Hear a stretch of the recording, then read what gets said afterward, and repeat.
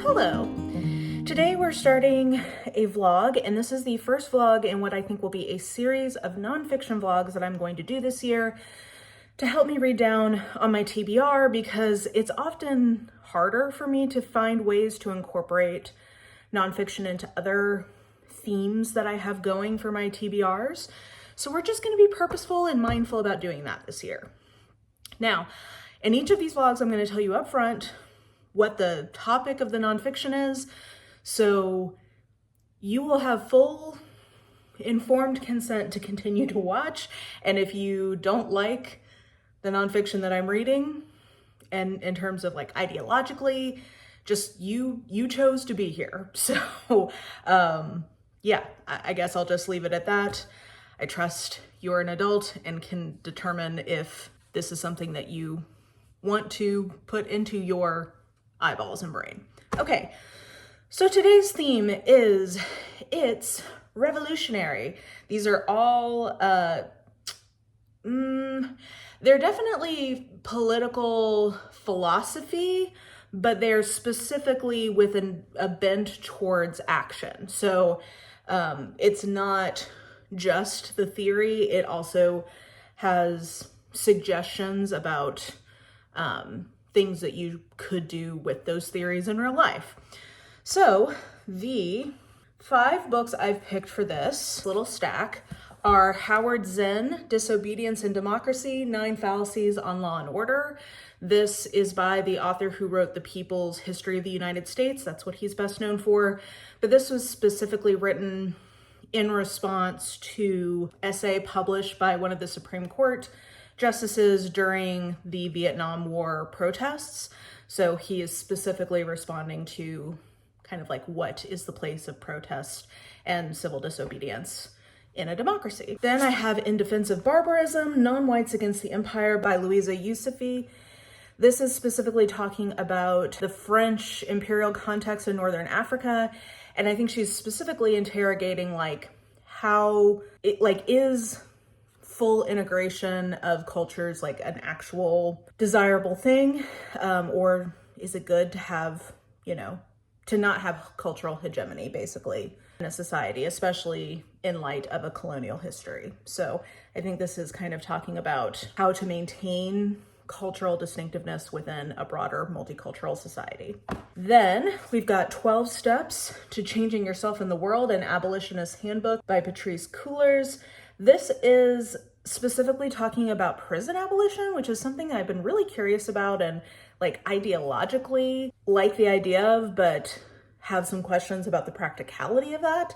So I'm excited to hear some of the like more practical implications of that. We've got Joyful Militancy, Building Thriving Resistance in Toxic Times. This is a collection of essays about sort of like, I think it's trying to combat the stereotype that the left always eats itself. And so I'm curious to see kind of where they go with that. Specifically, I think this came out from the Anarchist Press. What's it called? The Institute for Anarchist Studies. So yeah, there's a lot of space for different types of leftism within this context, I think. And yeah, I'm interested. It says, why do radical movements and spaces sometimes feel laden with fear, anxiety, suspicion, self-righteousness, and competition? Montgomery and Bergman call this phenomenon rigid radicalism, congealed and toxic ways of relating that have seeped into social movement, posing that as the correct way of being radical. And it's kind of just like a conversation about that with a bunch of different writers. And then finally, one from my backyard, The People's Plaza, 62 Days of Nonviolent Resistance by Justin Jones. The foreword is by Dr. J. Barber II. And this is one of the representatives who, I think it was in 2024, time is a sieve at this point, but here in Tennessee, there was a group of at least 3 representatives who were staging protests against some of the far-right policies that have been going into effect in the state. So I'm excited to hear from one of my representatives, and this actually came out from Vanderbilt University Press. So local press, local representative, excited to hear his thoughts.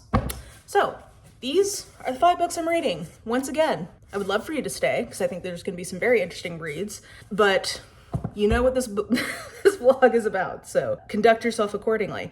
I've started this one already. There are some freaking bars in this, but I'll read you one that I highlighted here at the beginning. In the 18th century, we had to go beyond, also just keep in mind this was written in 1968. In the 18th century, we had to go beyond British and colonial constitutions in order to gain independence. In the 19th century, we had to go beyond our own constitutional limits in order to end slavery. These crises were followed by what seemed a peaceful and successful national development because American liberalism buried its corpses quickly. Native Americans, Black people, the young sent off to war, and kept its injustices, the human debris of racism, industrialism, and urbanization, locked in the basement of the nation where millions lived silent and invisible. Those who fought their way to the surface to break the silence were met with just the right combination of repression and reform. Jail for the industrial workers of the world, New Deal suites for progressives and socialists, to restore domestic tranquility. In this way, American society could be said to be a success.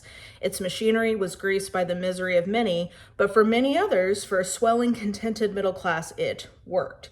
Today, it's no longer working. And then he talks about the Vietnam War. Really, I'm interested in this both for its actual ideas and its critiques of that original essay, but also just like as a historical document, I think this will be fascinating. Okay, so that is this vlog. Let's get into it. Alrighty, I finished the first book, which is In Defense of Barbarism, Non-Whites Against the Empire by Louisa Yousefi. This is a little book. I mean, honestly, probably I would think of this as an extended essay, but look at all those citations. Music to my nonfiction reading soul when we've got footnotes, we've got an index, we've got citations. Beautiful. This was interesting. It's kind of so it's riffing off of a Algerian French, I guess, philosopher, thinker, public person named Kateb Yassine. And the quote that she's riffing off of is, "I feel I've got so many things to say that I'm better off not being too cultivated. I have to retain a certain barbarism. I need to remain a barbarian." Really, this is kind of a meditation on like what that means, and the insidiousness of assimilation, that it is bringing the other to the in-group, and the price of doing that is a abdication of your otherness, and the otherness is like core to who you are, basically. And she uses a lot of examples from French culture that I was not as familiar with, but she also uses a lot of Black American literary references. So she talks about like Ralph Ellison and Toni Morrison, and a book I'd never heard of by a guy named Charles Hymes, which I don't want to give away because she like does spoil the ending in that book, just so you know. But it's an interesting, sounds like a very powerful scene. I'm kind of curious about this book now, but I really enjoyed her incorporation of like, she does some analysis of different French rap lyrics. So it's kind of an eclectic cultural pot she's pulling from. And I thought it was really interesting and less how-to than I was expecting, but very thought-provoking, especially in this current moment in the US where we are having, basically we have a secret police hunting down immigrants right now in the street.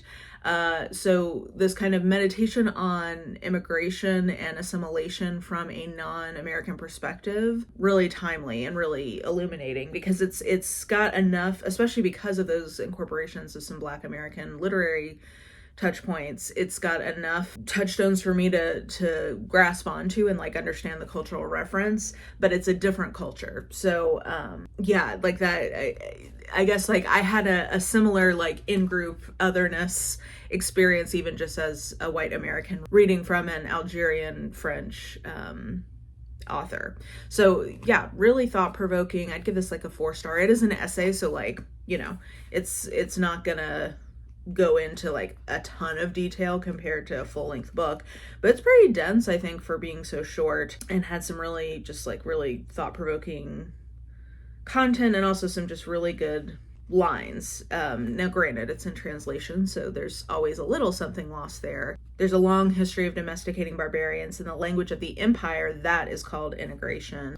The racist worldview is an endlessly self-fulfilling loop that creates the conditions for its perpetual repetition. The Black man is going to kill the white woman, and so he must be persecuted, discriminated against, and humiliated in order to suppress his urge to avenge, his persecution, discrimination, and humiliation. Racism wrecks its victims so that they behave exactly as predicted by the grand narrative of the empire, as a brutal, vengeful other, as a primitive. Yeah, anyway, good. Would recommend. A timely read for me. I'm also making my way right now through the Howard Zinn book, which I am loving. It is so dense. It's a little book, but it has so much in it that I'm really just reading that he's addressing 9 fallacies in the pamphlet that he's writing on the occasion of, and I'm just reading 1 fallacy a day. But damn, it is shocking how, the history doesn't repeat, but it rhymes. Like, it just is so relevant for our current moment. And really, I'm finding it like challenging in a good way. Like, he's illuminating some of my presuppositions about law and order and civil disobedience. That's really like rubbing in my brain in a great way. So yeah, anyway, 1 book down, 1 book in process. We'll talk when I have more. Okay, I finished another book, The People's Plaza, 62 Days of Nonviolent Resistance by Justin Jones. So I confess that I picked this up thinking this was about his participation in the Tennessee 3 protests, I guess, or however you want to frame that, action that he and 2 other representatives took in the wake of the Covenant school shooting here in Nashville. Yeah, very powerful, something that was covered nationwide. I thought that's what this was about, but actually it's about his participation in the kind of like Black Lives Matter protests of 2020, where a group of activists occupied our kind of like legislative plaza, like the area out in front of our state house here in Nashville, for 62 days. Yeah, it was cool. I really enjoyed this. I think I wouldn't have enjoyed it as much if I didn't live in Nashville/Tennessee. I think of him as my representative. He's technically not, but if I lived in a different part of my neighborhood, he would be. So, I have a personal connection to this. Like, I know these places. I remember when the statue came down that kind of the book opens with talking about. I didn't realize why they were calling it Ida B. Wells Plaza. So that was interesting part of this. Anyway, it's a memoir talking about that like protest movement that happened that summer. And it's interesting for me. I think I'm going to give this 4 stars. I think objectively it's probably more like a 3.5. I would say my takeaway from this, though, is that it's really worth seeking out a book like this by somebody who has participated in political movements and actions in your hometown, or like maybe like the capital of your state or county or region. Like, I think it makes it more interesting, impactful. It's cool to see some of the people he's referencing because like I know who they are, as I've been kind of going to like kickoff events for the year of different things that are going on here in Nashville. Like I know who, like I've seen some of these people at different events, or like seen them referenced or quoted or whatever. So yeah, it's just, I think it's impactful when it's like relevant to your lived experience. And some of the like tactics and stuff that they used in here was really interesting. It makes sense. I don't want to tell tales out of school, but some of the stuff I've seen talked about in some of the meetings I've been at, I'm like, yeah, similar tactics. So anyway, I think like it's worth finding a book like this that's going to be like connect to your lived experience. That was a cool experience. I don't know that I've ever had that in this kind of book before. And I really enjoyed that. So yeah, like I said, objectively, probably more like a 3.5, but for me, I'm going to give this a 4-star. I really enjoyed this. It's a good, people stereotype the South for a good reason, but it's worth remembering, like Nashville, this is where John Lewis got his start in SNCC. Like we have Representative John Lewis Way. He shows up in this book, if I'm remembering rightly. They've got a picture of him protesting in 1963 in the same area in this book. Like, it's not easy to be progressive people all the time in the South, but we've got some bangers who have come out of Tennessee, Georgia. I mean, just yeah, don't give up on us. And this is a reminder of like, part of why I decided to move back to the South is like, I can't give up on the place I'm from. Like, we've gotta, if we give up, what will happen? So yes, go Justin. And I recommend seeking out a book like this for your locality. Okay, I finished another book, which was 12 Steps to Changing Yourself in the World, an Abolitionist Handbook by Patrice Cullors. This wasn't really what I was expecting. I did still get stuff out of it, but it wasn't quite what I was expecting, or I guess wanting, to be honest, out of this. But yeah, I still found it edifying. So Patrice Cullors is one of the founders of the Black Lives Matter movement. I know that they're like, with the organization itself, there's been some controversy with her. I'm not totally clear on what all that is, but just note that I guess, like all of us, does not come with a sparkly, that there might be some controversy there. I'm not totally sure what that is. But anyway, was hoping that this was going to be kind of similar to, I don't know where I put it, but a book I read recently about like 21 things you should know about Indigenous self-government, I think was what it was called. And it's talking about the history and sort of like activism or making a case for Indigenous self-governance and government in Canada. And it gets into the legislative history. It talks about like essentially like activism that's happening around that. And it's very focused on like persuasion and sort of like laying out what First Nation self-rule looks like or should look like. And it kind of is it's talking about steps that have been taken in that way. And it's a combination of history, argumentation, and like a call to action. That was kind of what I was hoping this was going to be, but for police and prison abolition. And that's not really what this is. Like, I think it's an abolitionist handbook in the sense of that Patrice Cullors is identifying herself as an abolitionist as sort of like the frame of her kind of political philosophy, but it's not really getting into argumentation or call to action for abolitionism per se. And honestly, that's what I really want. I need to do some research and see if I can find a book like that, because I'm aspirationally an abolitionist. Like, I agree with some of this, and she does talk about some of this stuff in here. I'll see if I can find a couple of the things I underlined that summed up what I was hoping the whole book was going to be. But I'm really looking for a book to like go through the arguments of why we need abolition and like how it could work. So it says, what is abolition? Abolition centers on getting rid of prisons, jails, police, courts, and surveillance, period. How it affects us is so much more than that.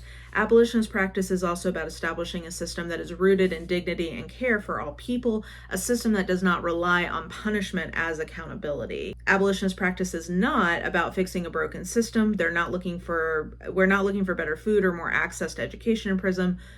We are looking to abolish the entire system. Okay, great. Like, theoretically, I am 100% on board with that. Like, reparative justice, all of that is something that I'm very philosophically aligned to. What I'm looking for, though, is like, what does it actually look like? It's so hard. Like, so for example, something I've heard as an analogy about capitalism and why it's so hard for people to imagine a world without capitalism is that before the like wide sweeping institution of monarchy declined globally, where we started moving to either like outright authoritarianism without sort of like the guise of monarchy, or some kind of democratic institutions became, more implemented.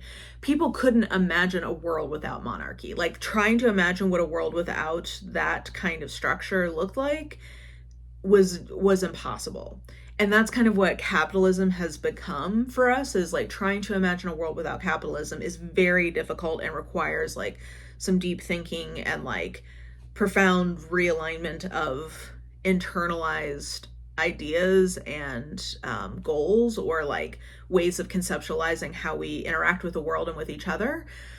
So I think that's a good analogy. And honestly, I feel like something like, at least for an American where we have such a carceral system, but even like writ large, like what functionally does it look like to have a world without prisons and jails in particular? Like a world without the kind of police state that we currently have in the US, I can certainly imagine. I lived in Canada for several years. While they do have a police force, it's just the difference in how policing works, even just from those two countries, and our cultures are incredibly similar in a lot of ways, is marked. So like I can imagine a world without the kind of policing that we have in the US. I can't really fully imagine what a world without prisons and jails look like. Like, what do you do with people who like cannot be amongst us? And like, I hate that that's the case, but there are some people, my best friend who's a psychologist said that once she started like working on that stuff more, she's like, some people just come out wrong. And that is just the reality. And like, we don't currently have like the medication or therapies available to fix all of that always. So it's like, I get that we don't want to build only for edge cases, but I really was hoping for something, or like I'm looking for someone to like give me some more tactical path to how that would happen alongside the philosophical like dismantling. So like that's what I was really looking for in this book, and that's just not what this is. This is more about like, she says an abolitionist handbook. I would call this more maybe like a revolutionary's handbook of like, how do you like, what does it look like to change or like to engage with the world through a revolutionary mindset? So it does have some great sections about like courageous conversations, respond versus react, nothing is fixed, forgive actively, not passively, commit to not harming or abusing others, practice accountability, embrace non-reformist reform, build community. Like there's a lot of like, I think good concepts in here that I found edifying. Fight the US state rather than making it stronger. Like there's some good content in here that I really enjoyed and found reflective. It just wasn't what I was coming to the book for. So I would recommend this as sort of like an overall perspective on how to engage with challenging status quo within yourself and within the community.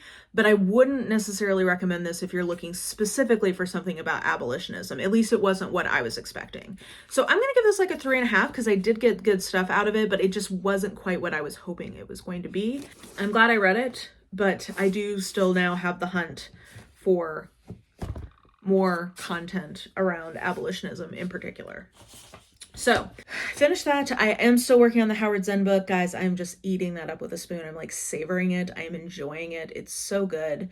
I'm really just like, it's one of those books that like every page I'm like highlighting stuff. Do you know what I mean? He has like the actual quotes are so great in so many sections of it. Just the ideas in it are great.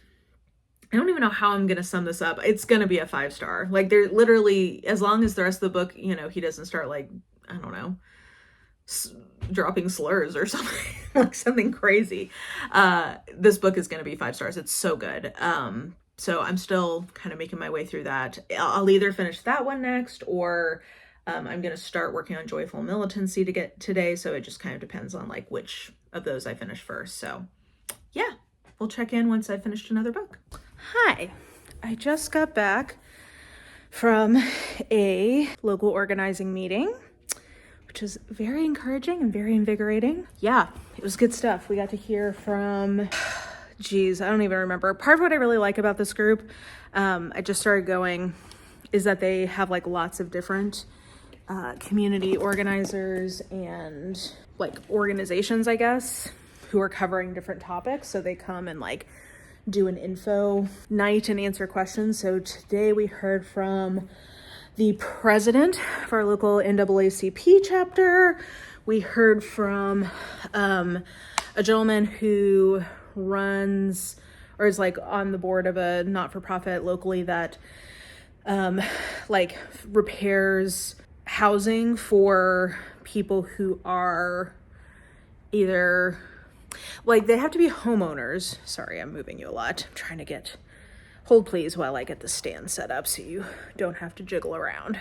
So the gentleman was there from the organization that helps repair homes for homeowners, especially like elderly homeowners who are at risk for not being able to stay in their homes as they age and they have more limited income and our property taxes keep going up. They do repairs for those communities for free. So I got to ask him a couple of questions about like zoning things because I care very passionately about all the sweet little old people who live on my street. I don't want them to have to leave their houses. And also there's a thing nearby that I need to go to the zoning meeting because I'm worried that they're about to take away units instead of creating more. So I asked him some questions, and then one of our local councilwomen was talking about some legislation that's going on. Anyway, it was so invigorating, and I'm really excited. Like, I tend to be somebody who like overcommits on the front end and then regrets it if like I lose some steam. So I'm trying to just go slowly. I went in Zoom to start the year. I'm now going in person. Next, I'm going to go to one of their like fun nights. And then I'm going to go to a demonstration. I'll keep it vague that they're going to do. So I'm trying to just like ease myself in, but I'm really enjoying it. And it's just like so exciting to see people who like give a fuck and just to be reminded about like how much change we have when we work together. I believe like that is my core political belief. It's just like the power of neighbors coming together, like taking care of each other. That's just like what I'm about, man. Okay, so I did finish another book. Also, to be noted, I had not even a full cider and I'm feeling slightly tipsy, so this could be an interesting book review. Okay, Joyful Militancy by Nick Montgomery and Carla Bergman. This is by Canadian authors, so there are some cool Canadian references in here. And one connection point that I had while reading this was I really liked their use of the term empire. I think that it helped me realize that when I've been kind of defaulting to saying the US, I really mean the empire. I know that sounds like Star Wars, but the reason I like that as a better term is because, and this is a gentle call-in for my friends in other colonizing countries. I do think that there is a tendency to sort of make the US the bad guy. And trust me, we are plenty bad. I would not recommend anybody travel here right now, for example. Like if you are not from here, don't come here. I don't think it's safe. It's not good here right now. Not saying that we're the good guys. We are most assuredly not. But since World War II, there has been a tendency for the other colonizing and empire countries of the world, particularly those in Europe, to sort of let the US be their muscle and to kind of stand behind it. I think it was very illustrative to me to see some of the responses coming from people and the whole Greenland debacle, which again, do I think that's insane? I absolutely do. But like some of the responses I saw were people being like, why don't they just stop this? I'm like, we're literally trying to keep them from kidnapping our neighbors off the street. What do you think we're going to do? It's the equivalent of asking somebody in like, I don't know, France, like, why don't you go stop Russia from invading Ukraine right now? Why don't you just do that? It's like, well, it's any individual person in France doesn't have that much power. And also like, I don't know, there's a lot of reasons why that's not happening. So anyway, I really like the use of the term empire in this to critique bigger systems of power, and it's one that I'm going to adopt because I think they use that very artfully throughout the book, and it helped me nuance my own thinking of like, okay, some of the critiques I have about America is just sort of like the final boss of this like history of colonialism and empire that's been going on for at least the last 500 years, if not longer. So like it helped me nuance some of my own thinking, which I appreciated that. And you know, that's part of the joy. I honestly learned more about being an American living in Canada than I have living here, because it makes you realize, like, because our cultures are so similar in a lot of ways, it makes the differences like stand out more. And this was just yet another example of my Canadian brethren in the Great White North helping me think through some of that. So I would say this is not really as practical a book as I had hoped it would be, but it was very philosophical in ways that it worked for me. It had a lot of, I was going on for who knows how long about the term empire, but like there's a lot of moments like that of like, what did they had a term, am I going to remember it on my cider brain? Probably not. It was called like Rigid radicalism. Yeah, look at me. I remembered right before I saw it. Rigid radicalism. I thought that was a really helpful term because it's talking about, this is basically dissecting a lot of like the impotence people feel in the face of gigantic structures that are so oppressive and feel so inevitable that the only power they really have left in some ways is to police each other. I think we definitely see that a lot on online discourse. It's also, a stereotype of the left. The left eats its own because everybody's trying to be like so ideologically pure. And I think that they had some like just really good critiques of that, and and they had some just bangers of lines. The humiliation of a life organized by capitalism in which we are all pitted in petty competitions with each other. Yeah, I don't know. It just has some really good, it asks really good questions. What makes radical spaces and movements feel transformative and creative rather than dogmatic, rule-bound, or stifling? So it's a lot of sort of philosophical exploration, I guess, or like, maybe not philosophical, but like theoretical exploration. It didn't have as many like concrete steps, and that is, I guess, a theme I'm finding in a lot of these books that I thought were going to be a lot more like tactical. I guess they've generally been a lot more strategic or theoretical or philosophical, and I'm not mad at that, but it is making me realize like, okay, I need to do like another round once I've read down on my TBR looking for some more like tactical things, which was what I was hoping for. That's not so much what this is, but I did enjoy this. It has a specific point of view. If you don't like that point of view or are not open to like hearing somebody out, you would not enjoy this. But like, if you like really well written theory about how to do community building in progressive spaces that's rejecting what they're calling that rigid radicalism, I think this is really good. So I enjoyed a creative and transformative space tonight, and I am almost done with the Howard Zinn book, so that will be how we close things out. Yeah, I give this like 4 stars. I really enjoyed this, even if it wasn't quite what I was thinking it was going to be. Okay, you've been waiting for it. I've been building it up this whole frickin' vlog. I did finally finish Howard Zinn's Disobedience and Democracy's 9 Fallacies on Law and Order.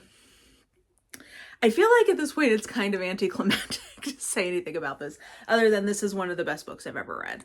Some of this is that it is meeting this moment so perfectly. Some of it is I love historical nonfiction, like nonfiction written in the past that still feels extremely relevant and exciting, much like Black Reconstruction in America is both a historic classic work in and of itself, and the content as a nonfiction book is still so great. That's how this feels to me. I don't know why this isn't talked about similarly to something like Civil Disobedience by Thoreau, something like that. This is so good. Howard Zinn is writing in 1968, and apparently there had been this like small book or pamphlet that had just come out from one of the Supreme Court justices of the United States, Justice Fortas, and Howard Zinn reads him for filth, basically, in terms of just like, your argument is making these assumptions that are not good assumptions. I feel like I want to just sit here and read you passages, but I don't know that that would be that effective. I don't know. Some of this is also just the way my brain works. He's writing argumentative political philosophy in a way that like really just like tickles my brain exactly right. His writing style is clear and well articulated, but it's not overly flowery. He's not making up a bunch of new words. He's not bringing in a bunch of like German. And you know, I like that kind of philosophy too, but there is just something superior to me about people who write dense ideas very straightforwardly. And he does that. I think that this is a great exercise in deconstructing other people's arguments. He really made me challenge my own assumptions about what violence is or isn't, and when it is and isn't warranted. He, I think, does a really good job of talking about the double standards of law and order and how they're applied to individuals versus the state. This is just, I love this. This is so good. And I think it took me like 6 weeks to get through. It's 125 pages, but it's just very dense. And he does end with some of his suggested parameters for what does constitute legitimate civil disobedience, that I thought was really good. I'm trying to decide if I should read you like the concluding couple paragraphs here. I will, just because I think this gives you a sense of kind of where the book is heading, and maybe gives you a sense of if this book is for you. So he ends with, however, when one looks around and sees the condition of the Black person, the existence of poverty, the continued stupidity of war, the growing blight of an unnatural life in malodorous, crowded cities or inhuman suburbs, and one considers the impotence of our existing political institutions in affecting this, we know that not just mild, petty, gradual steps, but revolutionary changes are needed. We also suspect that classic revolutionary war in our country is not feasible. We are thus led to the conclusion that the only way to escape the twin evils of stagnation and chaotic violence at home, and to avoid devastating wars abroad, is for citizens to accept, utilize, control the disorder of civil disobedience, enriching it with countless possibilities and tactics not yet imagined, to make life more human for us and others on this earth. It is very hard in the comfortable environment of middle-class America to discard the notion that everything will be better if we don't have the disturbance of civil disobedience, if we confine ourselves to voting, writing letters to our congressmen, and speaking our minds politely. But those outside are not so comfortable. Somehow, we must transcend our own tight, air-conditioned chambers and begin to feel their plight, their needs. It may become evident that, despite our wealth, we can have no real peace until they do. We might then join them in battering at the complacency of those who guard a false order with that healthy commotion that has always attended to the growth of justice. So I think that's a good summation of kind of like where he's leading to, which is basically like, hey, civil disobedience is a way to avoid tensions mounting to a point where you have absolute chaos and violence in the face of injustice. Like, it's only tolerable for so long. So yeah, I just love this. I thought this is great. This is one of my all-time favorite books. 5 stars. I just picked this up randomly at my local independent bookstore because I thought, I saw it was from Haymarket Press. I was like, oh yeah, that sounds relevant to what's going on right now. So good. I've actually ordered a Haymarket. I believe by the time this goes up, this should still be happening, but they were having a 40% off sale. So I ordered a couple more books from him. I also ordered a book about prison abolition that seems like it's a little bit more tactical.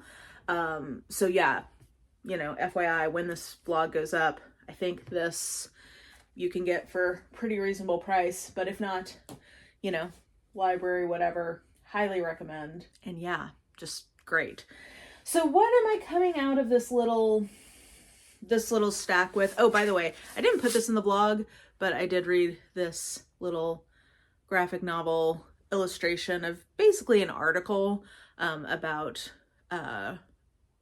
resistance in Appalachian communities against some of the pipelines that are going in. So in this little stack, I think I had some good inspiration. I didn't have as much practical or tactical information as what I'd originally envisioned, but I definitely feel like I've nuanced and deepened some of my thoughts about like what community building means, why, like philosophically, why community building is so important to movements of change and resistance. Things that I kind of know or sort of like intuit, but like getting some of the theory behind that was really nice. Definitely have a lot of inspiration of like people in my community doing stuff, which I appreciate. Definitely inspiration from other contexts and countries, just again, this kind of concept of empire being very important. And then definitely some very US specific stuff. And then particularly this one, really, this is a formative book to how I will think and conduct myself. So yeah, I'm gonna call this one a success. So since I started this, I've read other books on my TBR, so I'll put the stats in after I say goodbye. But yeah, I hope you guys enjoyed this or found some of this thought-provoking or interesting, or got some ideas for stuff you might want to read. I think I'll just leave it at that. Yeah, I will talk to you guys probably next week. Can't remember what my schedule exactly looks like, but hit the bell if you want to know when that's going to happen. Like, subscribe, all that stuff. And yeah, just a reminder to lean into your community, because these are the times that remind us why that is so important. So take care of yourself, and I will just talk to you soon. Bye!